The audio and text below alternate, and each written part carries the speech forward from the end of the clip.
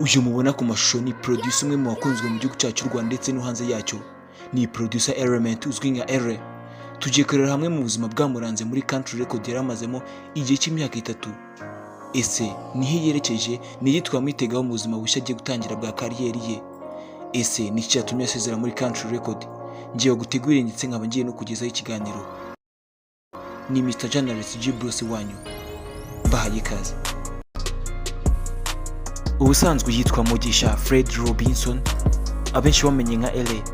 Yavutse ku itariki 25 Nyakanga mu mwaka w'2000, bivuze ko afite imyaka 22. Yavutse mu muryango w'abana 4, akaba ari mukuru cyangwa se akaba ari w'imfura. Yavukiye ku Kibuye mu karere ka Karongi, akaba ari mu burasirazuba bw'igihugu cyacu Rwanda. Amashuri yisumbuye ibizwi nka A level, yize MPC ibizwi nka mate, physique ndetse na computer. Ubusanzwe ngo Mugisha Robinson ntabwo yakuze yumva ko azaba umucuzi w'amabiti, ahubwo yakuze yumva ko azaba umukinnyi nk'indoto z'abakinnyi benshi ndetse n'abahanzi benshi bakunda kumva ko bazakora bakina umupira w'amaguru, cyangwa se indi ntego ya kabiri kuzaba umusirikare nk'uko papa we nk'ubusanzwe n'ubundi ari umusirikare ari majoro. Gusa producer Element yaje gufata umwanzuro ukomeye, abona ko umupira atari wo kariyeri ye, aza gufata umwanya yerekeza Kigali, aza gushaka ikindi akora. Aje kuba umuhanzi, aza guhura na Faizo Pro mu muzi nka director w'amavideo. Uyu Faizo Pro yaje guhuza producer Element ndetse na boss wa country record uzwi nka Nokcha, akaba ari boss wa country record. Gusa bajya bavuga ngo impano yawe nahijya n'ubundi cyo uzaba cyo muragendana. Producer Element waruzize aze kuba umuhanzi uririmba, impano yaje gushimwa na boss wa country record ariwe Nokcha, aza kumubonamo indi mpano itandukanye no kuririmba. Iyo mpano wakwibaza ngo ni iyihe? Ni impano y'ubu producer cyangwa se gucura amabiti.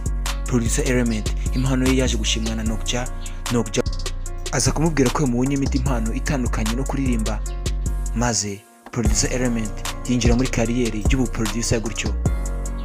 Element indirimbo yakoze ya mbere abenshi ntibizi bayimenye, ni indirimbo yakoreye uwo bita Dani Vumbi, gusa ntabwo yigize ibasha gusohoka ko yamaze gusinya contract muri country record. Producer Element indirimbo ya mbere yamukora amateka ni indirimbo yakoreye itaye wacu Bruce Melody, indirimbo yitwa Hands Up. Ni indirimbo yashijije abantu mu mujyi wa Kigali ndetse no hanze y'igihugu cy'u Rwanda.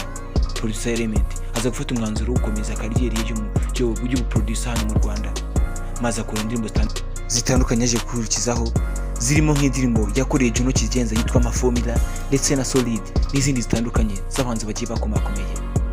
Uyu mwaka wa mbere ntabwo yabashije kugira igihembo yegukana, gusa umwaka ukurikiyeho 2021 yabaje kuba umwaka w'inzozi ze n'ibyishimo kuri we, dore ko yabaye mu bintu bitandukanye birimo The Choice Award, Kiss Ama Award ndetse na Isango na muzika. Uyu mwaka ibihembo byose yarabyegukanye bitewe n'indirimbo yagiye akora zabaye hit. Mu zo twagarukamo harimo Itara ya Davis D, Caterpillar Bruce Melody, Carolina ya Medi ndetse na Kora ya Tiger cyangwa se Mugisha The Bang, tutibagiwe na Nazuba ya Juno Kigenza. Uyu producer Element asaziye muri country record nyuma yo gukora indirimbo mu ndirimbo 5 zatoranijwe mu ndirimbo zakunzwe mu mwaka wa 2022 mu Rwanda.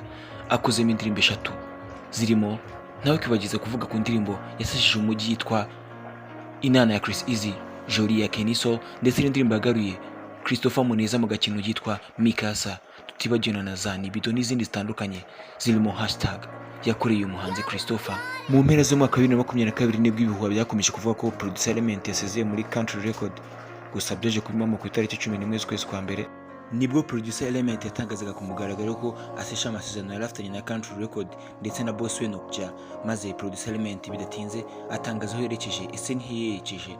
Komereza ukurikirana Journalist G Bruce ndetse nk'utsa no gukanda subscribe, dukomeze n'amakuru atandukanye.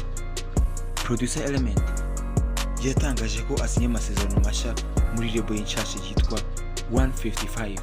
Iyi izwi ku ndirimbo zagiye zikundwa zirimo indirimbo Abu Dhabi ya Bruce Melody yahereyeho ndetse n'indirimbo Akinyuma n'undi ya Bruce Melody. Yasinye amasezerano muri 155 AM iyobowe na Maître Coach Gagere, bivuga ko ari umushoramari ukomeye cyane ufite amafaranga menshi.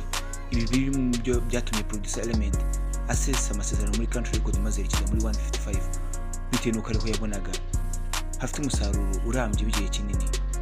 Country record isigayemo producer umwe uzwi nka Koze wakoze indirimbo nka Your Boyfriend ya Davis D ndetse n'indirimbo nka Kurura ya Juno Kigenza ndetse na Bushari.